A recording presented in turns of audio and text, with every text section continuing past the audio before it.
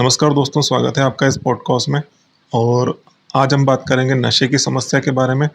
हमारी गेस्ट है कल्पना शर्मा मैम, जो कि इंदौर से है और उनका खुद का एक अपना एनजीओ भी है जिसका नाम है foundation for a drug free world India. तो आइए शुरुआत करते हैं इस पॉडकास्ट की। वेलकम करते हैं कल्पना शर्मा मैम का। स्वागत है आपका इस पॉडकास्ट में। नमस्कार। मैम, आप अपने बारे में और अपने फाउंडेशन के बारे में थोड़ा बताएं। जी, मेरा नाम कल्पना शर्मा है और मैं Tate foundation for drug free world India की एग्जीक्यूटिव डायरेक्टर हूँ। टेट मतलब ट्रूथ अबाउट ड्रग्स। हम कैंपेन रन करते हैं स्कूल्स, कॉलेजेस, कम्युनिटीज, ऑर्गेनाइजेशन, हर जगह बच्चों को ड्रग्स के बारे में सच्चाई बताते हैं। और हमारी ऑर्गेनाइजेशन का मोटो है, मिशन है कि ड्रग डीलर्स बच्चों तक पहुंचे उससे पहले हम बच्चों तक ड्रग्स की कड़वी सच्चाई लेकर के उनके पास पहुंचे। जी मैम, आपको जैसे कि ये फाउंडेशन आपने बनाया है तो इसकी प्रेरणा आपको कहाँ से मिली? जी, प्रेरणा तो मुझे बहुत अच्छा वो नहीं है। कई बार कुछ आपके साथ दर्दनाक ऐसी चीजें घटनाएं होती हैं कि वही आपकी प्रेरणा बन जाती है और प्रकृति निमित्त होती है। मैं बेसिकली दिल्ली से हूँ और 2018 में एक ऐसा हादसा हुआ था। हमारे पड़ोसी थे, हमारे उनके साथ अच्छे संबंध थे, मेरे रिलेटिव के साथ ही उनका घर था। और एक दिन मैं बच्चों को स्कूल भेज रही थी तो देखा घर के बाहर बहुत भीड़ है। बाद में पता चला कि वहां पे भीड़ इसलिए है कि वहां पे मर्डर हो गया है। बाद में मीडिया आई, पुलिस आई, पता चला ट्रिपल मर्डर हुआ था। और मेरे पैरों के नीचे जमीन खिसक गई जब मुझे पता चला कि वो जिस फैमिली की मैं बात कर रही हूँ, नोन फैमिली, उनके यहाँ हुआ था। मदर, फादर और जो बेटी बहन थी उसका। और पहले तो ये था कि जो लड़का था वो बोल रहा था कि रॉबरी हुई है, उसने अपने आप को बांध रखा था और उसने कहा था कि कुछ रॉबरी हुई है और इसके कारण ऐसा हुआ है। लेकिन शाम तक ही न्यूज आ गई कि वो लड़के ने ही अपने माँ बाप और बहन का खून किया था। और धीरे धीरे इन्वेस्टिगेशन से पता चला कि लड़का जो था वो ड्रग एडिक्ट था, नशे का आदी था और घर में पैसे चुराने लग गया था। और इन्हीं बातों से छोटे मोटे झगड़े होते थे। माँ बाप ने रिलेटिव्स के सामने थोड़ा डांट दिया था, फादर ने एक दो चांटे लगा दिए थे। वो लड़का इतना ज्यादा उन चीजों से डिस्टर्ब हो गया था, या समझ लीजिए कि उसकी बुद्धि ऐसी हो गई थी कि वो अपने सगे माँ बाप से बदला लेना चाहता था। और कोई बहुत ज्यादा किसी वक्त की वही झगड़ा हुआ और तब उसने ऐसा तैश में आके कर दिया। ऐसा नहीं था, 2-3 महीने अच्छे से प्लान करके और उसने पूरा कि ये करूंगा, ऐसे करूंगा, सब कुछ करके हथियार ला करके उसने बहुत ब्रूटली मर्डर किया अपने माँ बाप का। और इतना समीप ये सारा कुछ देख करके मैं पूरी तरह से डिप्रेशन में चली गई। मतलब कि मैं महीनों तक डिप्रेशन में थी और मुझे रात को भी नींद नहीं आती थी ये सोच करके कि हम कैसे समाज में जी रहे हैं। बच्चे जिसके लिए हम लोग जिए जा रहे हैं वही अपने सगे नहीं है, उनसे ही डर के रहने की जरूरत है। और कैसे समाज में मैं अपने बच्चों को बड़ा कर रही हूँ, कैसे समाज में मैं अपने बच्चों को बाहर भेजूंगी निश्चिंत होकर के कि सब कुछ सेफ है।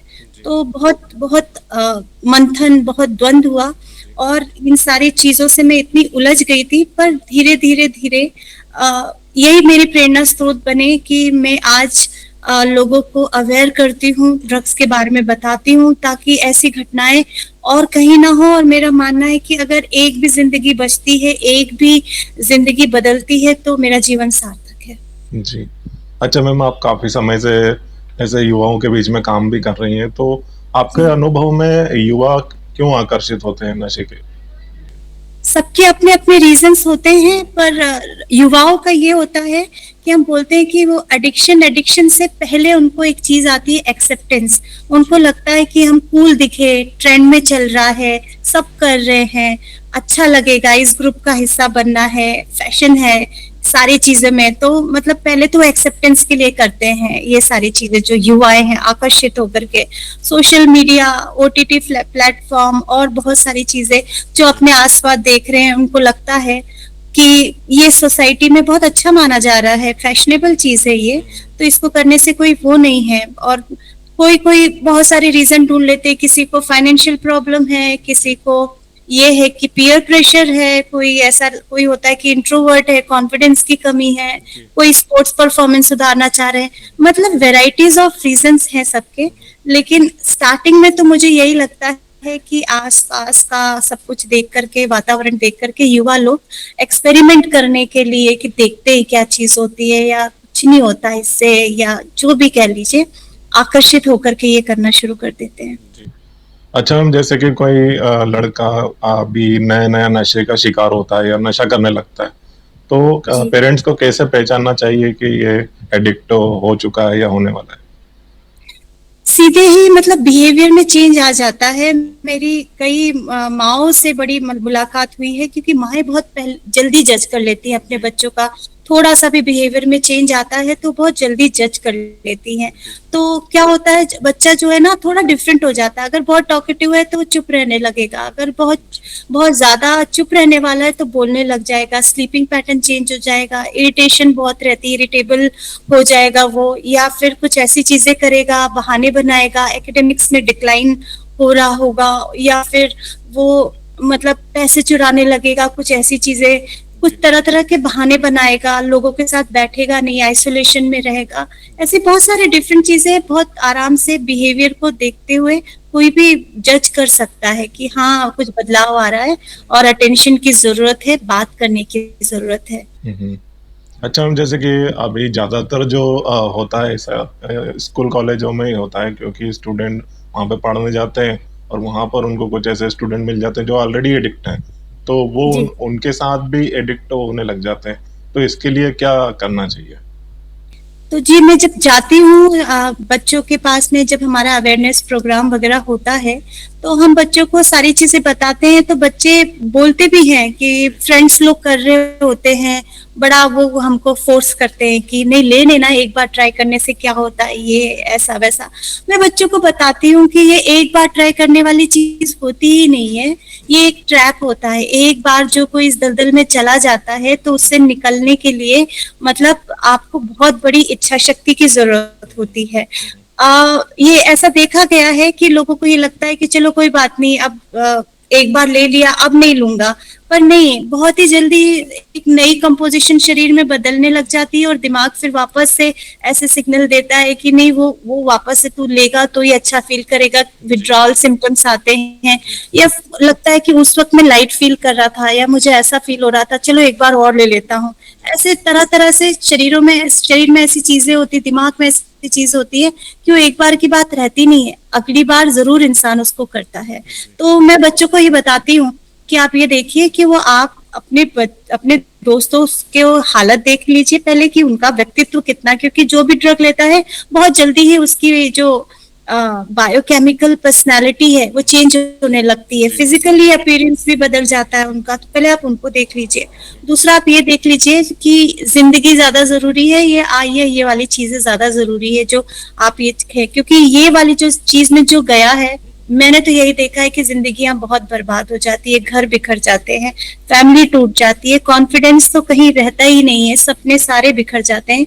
तो बच्चों को बताना पड़ता है, यही तो है सच्चाई। इसीलिए जागरूकता आना बहुत जरूरी है, स्पेशली हमारे बच्चों को, क्योंकि बच्चे ना गलत चीजें जल्दी सीख लेते हैं। तो मेरा मानना है कि अगर गलत चीजें जल्दी सीख लेते हैं तो बच्चे अच्छी चीजें भी सीख सकते हैं। तो प्रयास को बहुत ज्यादा बढ़ाने की जरूरत है। बिल्कुल। अच्छा मैम, जैसे आपने अलग-अलग स्टेट्स में भी काम किया, तो क्या अलग-अलग स्टेट्स में अलग-अलग जगहों में अलग-अलग इसकी दिखाई देती है ऐसे प्रोग्रेस की, जहाँ पर कहीं नशा ज़्यादा है, कहीं कम है, तो ऐसा भी आपको कहीं मिला है? जी, मतलब नशा ज्यादा कम क्या, सब जगह अपने अपने अनुसार की तबके में नशा तो है ही, इससे हम मुकर नहीं सकते। क्योंकि जब मैं ये काम करती थी ना तो मुझे सबसे पहले परेशानी यही आती थी कि लोग हाइड करते थे कि नहीं हमारे यहाँ नहीं है। स्कूल कॉलेजेस में वो कह देते थे नहीं हमारे यहाँ बिल्कुल नहीं है, क्योंकि रेपुटेशन उनकी वो बिगड़ती है।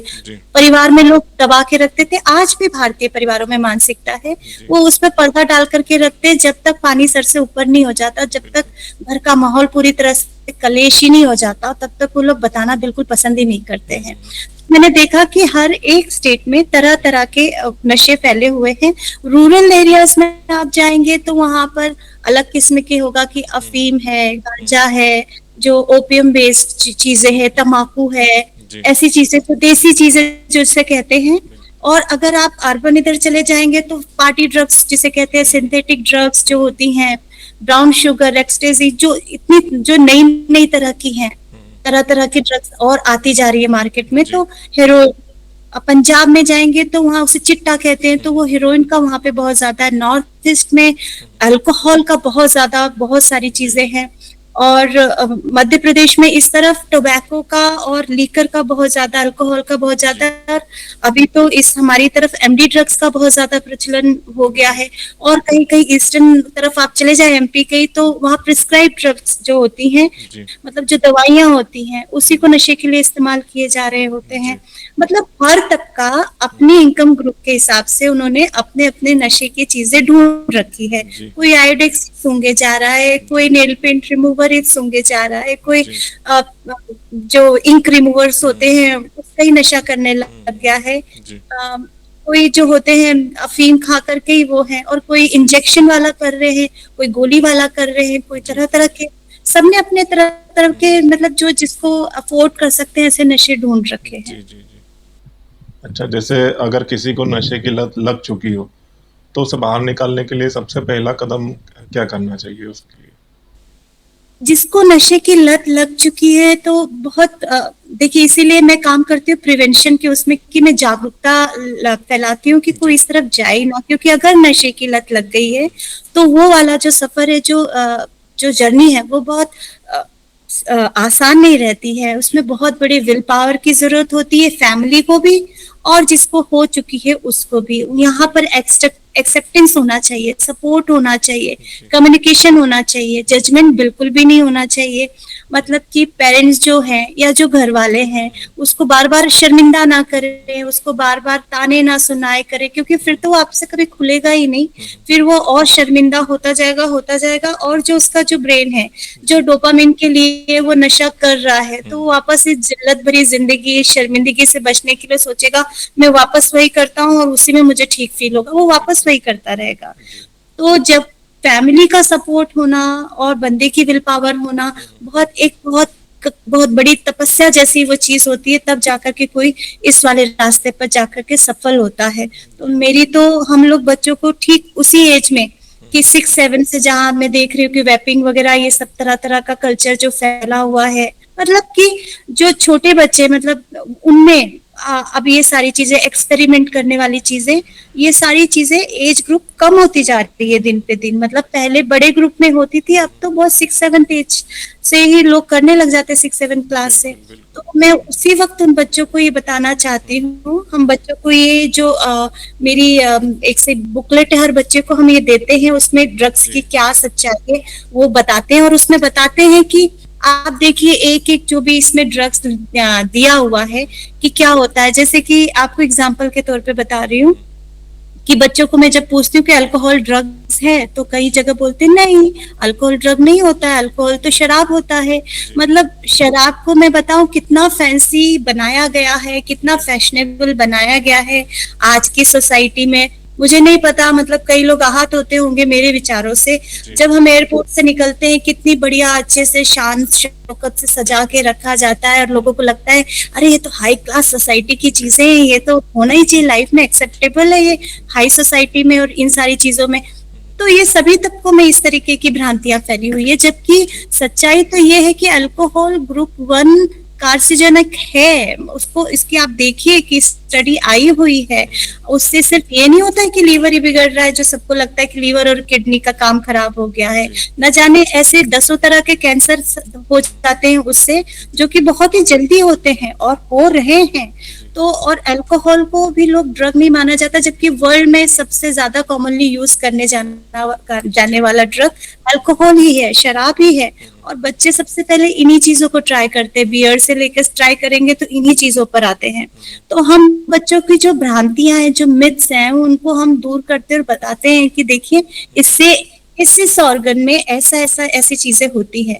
और अगर आपने ले रखा और आप ये सोच रहे हैं कि चलो मैं छोड़ दूंगा, कर दूंगा, ऐसा नहीं होता है। क्योंकि ड्रग्स जो होते हैं वो बेसिकली जहर होते हैं, और वो आपके फैट टिश्यू में जाकर कि वो टॉक्सिन जो होते हैं वो स्टोर हो जाते हैं। और जब 25-25 30-30 साल तक वो स्टोर रहते हैं, तभी कितने लोग जो होते हैं जो नशा मुक्ति केंद्र में जाके नशा छोड़ देते हैं और फिर आकर के वापस करने लग जाते हैं। वो इसलिए कि जैसे ही वो फैट टिश्यू से वो रिलीज होते हैं तो उनको मुंह में उसका स्वाद है, उनको स्मेल, या उनका ब्रेन जो है उनको ऐसे सिग्नल देने लगता है कि तुझे वो चाहिए तो ही तो ठीक फील करेगा।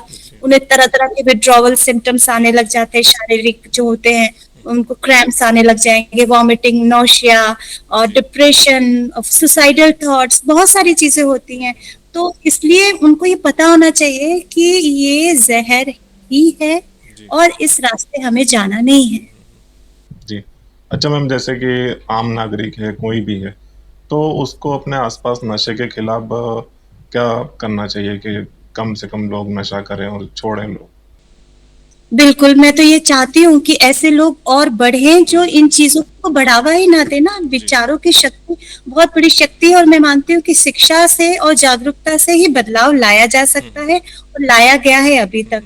तो नागरिकों को, स्पेशली यूथ को, युवाओं को, मैं अभी कहीं की खबर पढ़ रही थी पंजाब की, वहां उस गांव में बहुत ज्यादा सभी परिवारों में नशे का इतना ज्यादा था कि वहां के कुछ लोगों ने, यूथ ने मिल करके वो पहरा देना शुरू करा और गांव के जो बड़े लोग थे उन्होंने उनको फिर खाने पीने की, जो महिलाएं उन्होंने बाकी की व्यवस्थाएं संभाली। न जाने कितने लोगों को नशा मुक्त करा चुके हैं, कितने लोगों की जिंदगियां सुधार चुके हैं, नए प्रोफेशन में डाल सके। हम चाहते हैं कि जैसा उनके गांव में, एक मैं एग्जाम्पल के तौर पे बताती हूँ कि अगर वो लोग कर सकते हैं तो सब लोग क्यों नहीं कर सकते हैं।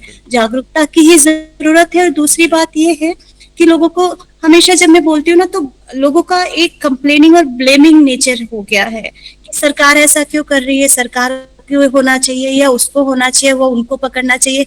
अरे हमको सिर्फ राइट्स ही नहीं मिले हैं, हमें रिस्पॉन्सिबिलिटीज भी मिली है नागरिक की।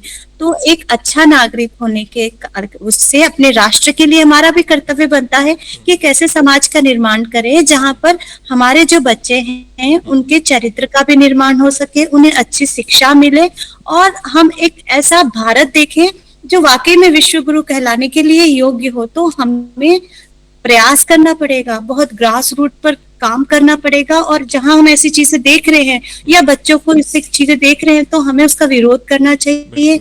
इस तरीके से जो हम कर रहे हैं ऐसे बहुत सारे कैंपेन रन करने चाहिए। और मेरा तो मानना है कि ये कैंपेन रन करना वगैरह नहीं, बल्कि मैं तो चाहती हूँ कि ऐसा स्कूलों में, कॉलेज में, करिकुलम में हो। 1 दिन या 2 दिन से तो होगा नहीं, ये रोजमर्रा की चीजों में शामिल हो जाए और बच्चों को ये सिखाया जाए कि ये चीजें कितनी खराब है।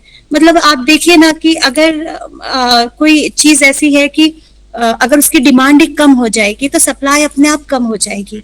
पहले हम लोग वो वाले कैमरे इस्तेमाल करते थे, अब मोबाइल आ गया है, कोई उस कैमरे को कोई खरीदता नहीं है। तो अगर हम इसी तरीके से, अगर इसको हम कहेंगे कि भाई बहुत ही खराब है, जहर है, इस तरीके की चीजें हम करेंगे और कोई इसको लेगा ही नहीं, जब सप्लाई वो मतलब कोई डिमांड होगी ही नहीं तो सप्लाई हो ही नहीं पाएगी। कुछ इस तरीके का मैं भविष्य की उम्मीद करती हूँ, आशा करती हूँ कि कुछ ऐसा हम सब मिलकर के करें। अच्छा मैम, जैसे कि आप काफी समय से एनजीओ भी चला रहे हैं, तो गवर्नमेंट की तरफ से आपको क्या हेल्प मिली? मुझे बहुत हर जगह से सहयोग की प्राप्ति होती है और मैं तो सबसे ज्यादा धन्यवाद दूंगी कि हमारे जो उप मुख्यमंत्री राजेश शुक्ला जी हैं, उन्होंने एक मुलाकात में मैंने उनको अपने काम के बारे में बताया और मतलब चूंकि वो स्वास्थ्य मंत्री भी हैं, लोगों के स्वास्थ्य के प्रति बहुत ज्यादा वो रहते हैं, तो उन्होंने बोला कि आप आइए। उन्होंने मुझे रीवा बुलाया, बोले आप वहां पर आकर के अपने प्रोग्राम कीजिए। और हाँ, हर जाते से ही मुझे हर तरह का सहयोग शिक्षा विभाग से मिला और हम वहां पर हमने बहुत अच्छा हमारा पायलट प्रोजेक्ट किया और बहुत अच्छे रिजल्ट आए। मुझे बहुत अच्छा लगता है जब सारे लोग मतलब मंत्री लोगों को शिकायत या ये नहीं है वो नहीं है के अलावा धन्यवाद भी देते हैं कि आपका धन्यवाद कि आप ऐसे सारे कार्यक्रम भी ला रहे हैं और ऐसे कार्यक्रम स्कूल कॉलेजेस में चला रहे हैं। और ऐसे बहुत सारे लोग हैं, बहुत सारे सामाजिक कार्यकर्ता हैं जो एक ही बार में मुझे मदद करते हैं। तो मैं उन सभी की शुक्रगुजार हूँ क्योंकि उन सब की मदद के बिना ये सारी चीजें संभव नहीं है। समाज में इन लोगों की मदद होती है, एक बड़ा समाज का तबका इन लोगों को फॉलो करता है, तो जो वो कहते हैं उसका असर पड़ता है। मैं चाहती हूँ कि हमारे जितने नेता हैं, हमारे अब अभिनेता हैं या सोसाइटी में जो कोई भी है जो अपना एक होल्ड रखते हैं, उन लोगों को इसके लिए संदेश देना चाहिए, लोगों को जागरूक करना चाहिए, इन ऐसे कार्यक्रमों के लिए आगे आना चाहिए। जी, जैसे कि आप भी काफ़ी समय से काम कर रहे हैं और सपना देख रहे हैं ड्रग फ्री इंडिया का, तो ऐसे जी। काफ़ी लोग भी काम कर रहे हैं, तो आप 5 से 10 वर्षों में क्या देखती हैं, ड्रग फ्री इंडिया हो जाएगा या फिर इसमें और भी टाइम लगेगा? ड्रग फ्री इंडिया हो जाएगा। मुझे ऐसा लगता है कि मैंने जो रास्ता चुना है तो ये कठिन, लेकिन उम्मीद मुझे हमेशा रहती है और मैंने हमेशा ये सीखा है कि एक-एक ज़िंदगी की जो है वो बहुत बड़ी वैल्यू होती है। पर मेरा सपना ये है कि मैं चाहती हूँ कि हम ऐसा राष्ट्र बनाएँ, ऐसा समाज बनाएँ, जैसे कहते हैं ना कि हम विद्यार्थियों और युवाओं में ही हम लोग डील कर रहे हैं, तो कहते हैं कि सा विद्या या विमुक्ति विद्या ऐसी होनी चाहिए जो आपको बुराइयों के बंधन से विमुक्त करे। तो सबसे बड़ा ध्येय यही है कि शिक्षा में ये बदलाव आना चाहिए कि वह छात्र के बच्चों के चरित्र का निर्माण करे, उन्हें वैल्यू बेस्ड एजुकेशन दी जाए ताकि हम एक हेल्दियर, एक सेफर, एक बहुत ही बेटर और एक ड्रग फ्री इंडिया की कल्पना कर सके। और हमें ये चीजें जैसे अभी लगता है कि मुश्किल है, लेकिन मुझे कभी ये नहीं लगा कि नामुमकिन है। जितना ज्यादा प्रचार प्रसार हम कर पाएंगे, जितनी जागरूकता हम फैला पाएंगे, तो जो ये मेरा ध्येय है वो मैं जरूर पाऊंगी। और कहते हैं कि अच्छे कार्य के लिए तो स्वयं भगवान आपके साथ लग जाते हैं, प्रकृति आपकी मदद करती है। तो मुझे यही लगता है कि मेरा जो ध्येय है जब वो सकारात्मक है तो सफलता जरूर मिलेगी। जी मैम, अंत में देश के युवाओं और उनके माता पिता के लिए आपका क्या एक संदेश रहेगा? युवाओं के लिए तो मैं ये कहना चाहूंगी कि सबसे पहले मैं युवाओं से यही पूछती हूँ कि आप ये बताइए कि आपका ब्रेकअप हो गया या आप 4-5 साल फेल हो गए या लोग आपको चिढ़ा रहे हैं, बुली करते हैं, पीयर प्रेशर है या फाइनेंशियल प्रॉब्लम है, बहुत सारी एक्सक्यूजेस होते हैं जिसकी वजह से लोग इस वाले ड्रग के उसमें आते हैं। तो मैं उनसे पूछती हूँ कि ये वाली जो प्रॉब्लम है वो ज्यादा बड़ी है या आपकी जिंदगी जो है वो बड़ी है।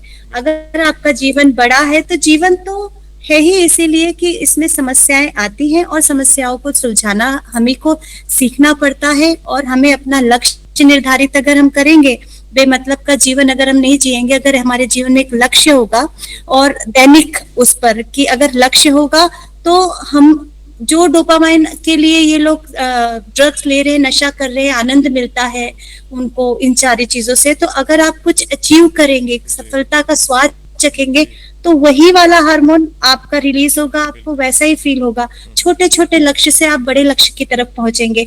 तो युवा हमारे देश का भविष्य है, सब कुछ है, हमारा फ्यूचर है। हमारे भारत में तो माता पिता अपना जीवन ही बच्चों के लिए जीते हैं, राष्ट्र ही हमारा वही है, क्योंकि इन्हीं में से कोई इंजीनियर, डॉक्टर, साइंटिस्ट, प्रधानमंत्री, मुख्यमंत्री सब इन्हीं में से बनने वाले हैं। तो मैं तो उन्हें यही कहती हूँ कि अपना लक्ष्य ऊंचा रखिए, सतत प्रयास में रहिए और पहचानिए कि कौन आपके अपने हैं, कौन आपके दुश्मन है, क्योंकि जो शुभचिंतक बनने का नाटक करते हैं वही आपको इन सारी दलदल में फंसाते हैं। तो अपने आसपास के लोगों को पहचानना सीखिए, क्या सही है क्या गलत है, अपनी निर्णय क्षमता को और मजबूत बनाना सीखिए। तो सफलता तो कहीं दूर नहीं है और सशक्त युवा ही सशक्त राष्ट्र की नींव होती है। तो युवाओं के लिए तो मेरा यही संदेश है।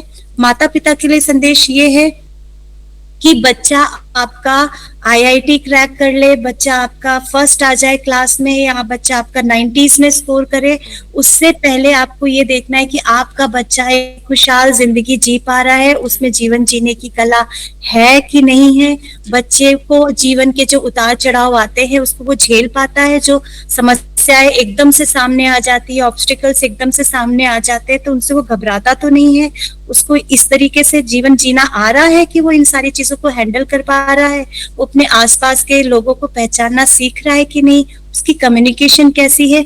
तो मतलब माता पिता को अब अपना ये सोच बदलनी पड़ेगी कि नहीं अगर उन्होंने आईआईटी कर लिया, अगर इंजीनियर बन गए, डॉक्टर बन गए तो ही सफल है। नहीं, बच्चा अगर खुश है आपका और उसको जीवन बहुत अच्छे से जीना आता है वही बच्चा सफल है। आप अपना जो पेरेंटिंग का कर्तव्य है वो तभी अच्छे से निभा पाएंगे जब आप उन्हें बहुत अच्छे से जीवन जीने की कला सिखा पाएंगे, उन्हें नैतिकता सिखा पाएंगे, उनके जीवन में जो अब मिसिंग होता जा रहा है, जो वैल्यूज हैं, उनको आप वापस से जोड़ पाएंगे और अपने से जोड़ करके रखेंगे।